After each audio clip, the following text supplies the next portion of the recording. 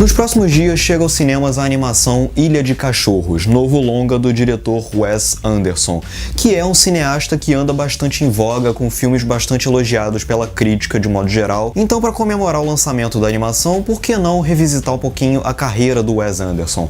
Hoje eu vou falar um pouquinho sobre a filmografia, sobre a vida pessoal do Wes Anderson, explicar um pouquinho como que ele se formou como cineasta ao longo dos anos e, com isso, indicar 5 filmes que você precisa assistir para conhecer Wes Anderson. Wesley Wales Anderson nasceu no dia 1º de maio de 1969 em Houston, no Texas, e desde criança ele sempre experimentou um pouquinho com cinema. É aquela velha história, o pai deu para ele uma câmera Super 8 e com isso ele fez alguns filminhos experimentais. Quando criança ele estudou na St. John's Schools e no meio do tempo ele também trabalhava um pouquinho como projecionista em alguns cinemas.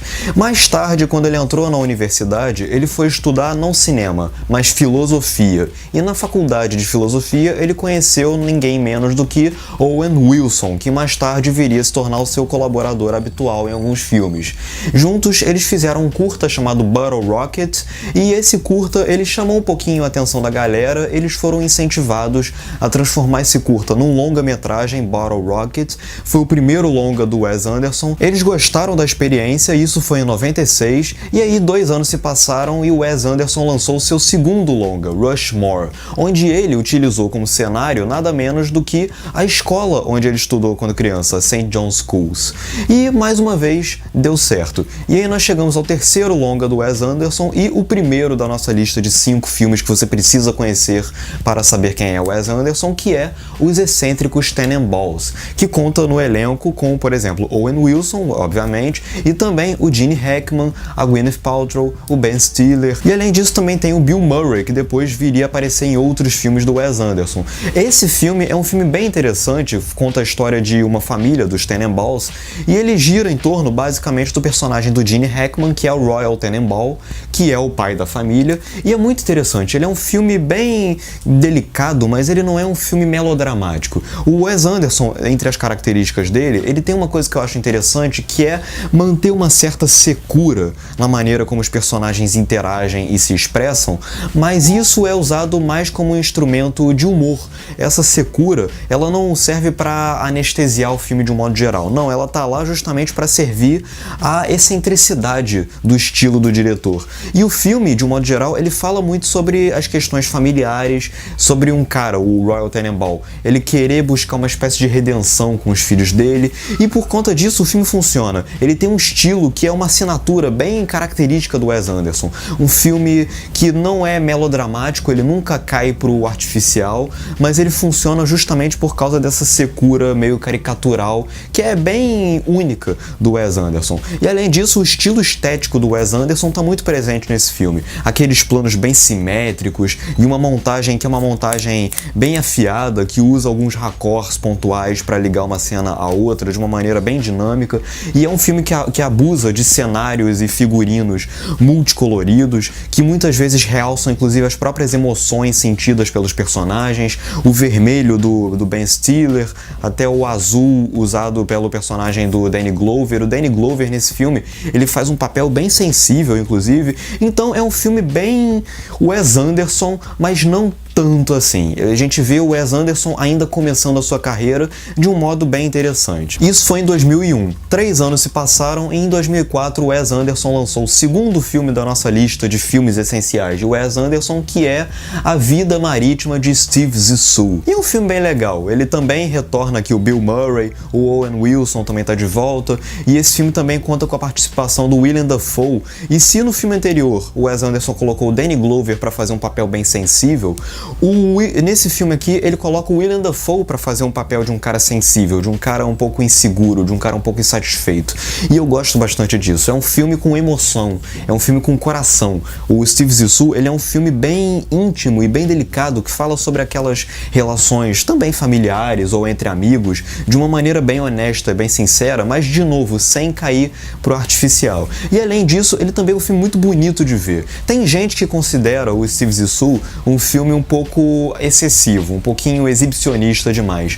Mas eu acho que funciona bem. Aquela simetria do Wes Anderson, os personagens bem no centro do plano e esse tipo de coisa, eu acho que funciona bastante, de uma maneira bem interessante. E além do mais, o Wes Anderson nesse filme, ele ainda emprega o stop motion para criar algumas criaturas, algumas criaturas marítimas e um pouquinho do estilo de vida marítimo, de uma maneira que eu achei bem criativa e bem legal e bem inusitada. Em 2007 ele lançou Viagem a Darjeeling, que é um filme que, de novo, não conquistou uma grande aprovação da crítica, é considerado um filme menor do Wes Anderson. E aí nós vamos pro terceiro filme, que é um dos meus favoritos do Wes Anderson, que é Fantastic Mr. Fox, ou no Brasil, Fantástico Sr. Raposo, que é inspirado num livro do Roald Dahl, que vocês conhecem da Fantástica Fábrica de Chocolate, do Bom Gigante Amigo, e o filme, pra mim, é sensacional. É uma animação em stop motion, e o filme, ele traz uma mensagem de autoaceitação que é muito eficiente, que é muito bonita. Mas, de novo, o filme não cai no melodrama, é um filme que usa a secura dos personagens e a objetividade dos personagens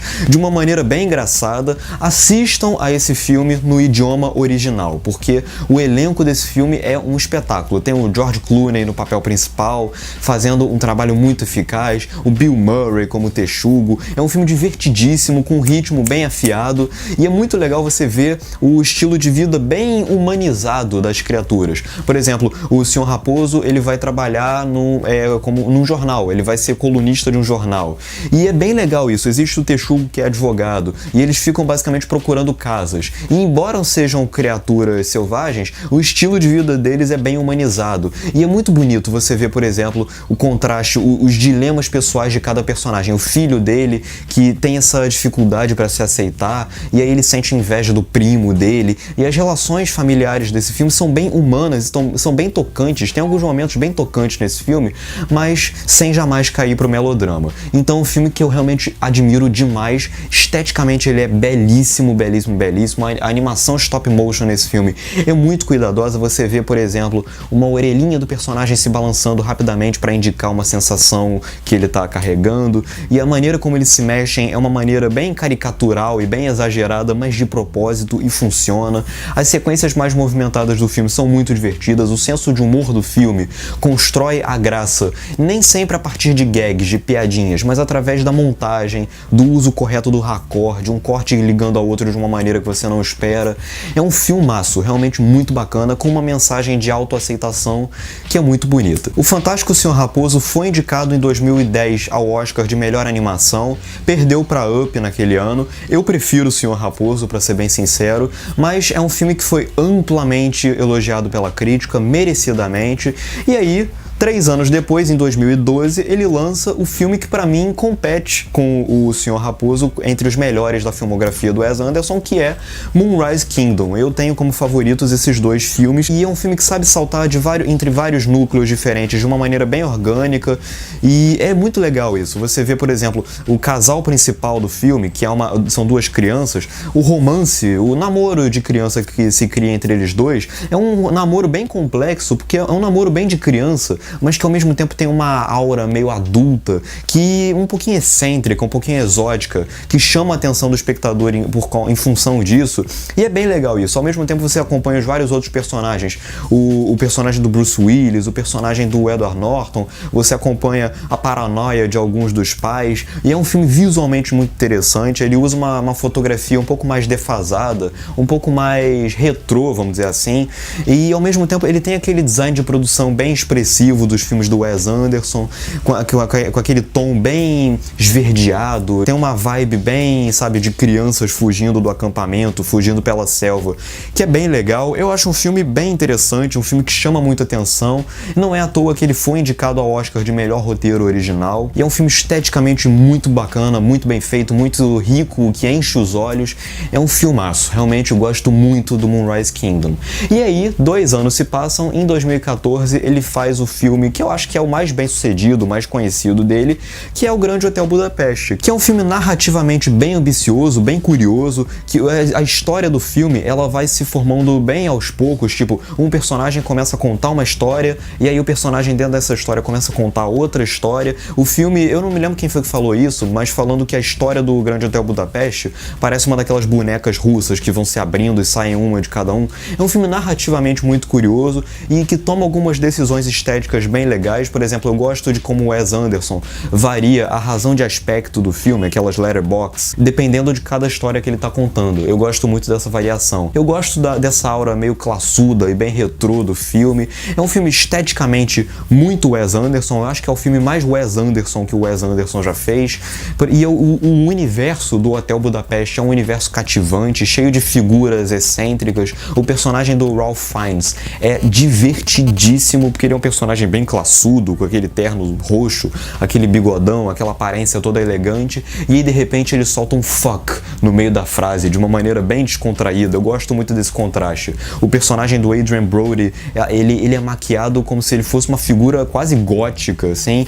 Eu gosto muito, ele é um filme visualmente bem imaginativo. O Hotel Budapeste em si, ele é bem legal porque ele parece meio como se fosse um bolo de casamento. Então é um filme, em termos de design de produção, muito rico, com o contraste do roxo com o vermelho, tudo muito intenso, tudo bem expressivo. Eu gosto muito do filme. Então esse foi o quinto filme da nossa seleção de 5 filmes que você precisa ver para conhecer o Wes Anderson. Os Excêntricos Tenenbaums, o A Vida Marítima de Steve Zissou, Fantástico Senhor Raposo, Moonrise Kingdom e o Grande Hotel Budapeste. Veja esses filmes que você vai entender direitinho quem é o Wes Anderson. Então é isso, diga aqui nos comentários o que você achou desse vídeo, curta, compartilhe, comente, inscreva-se no canal, veja as nossas redes sociais, estão todas aqui embaixo. E é isso, um grande abraço e até a próxima.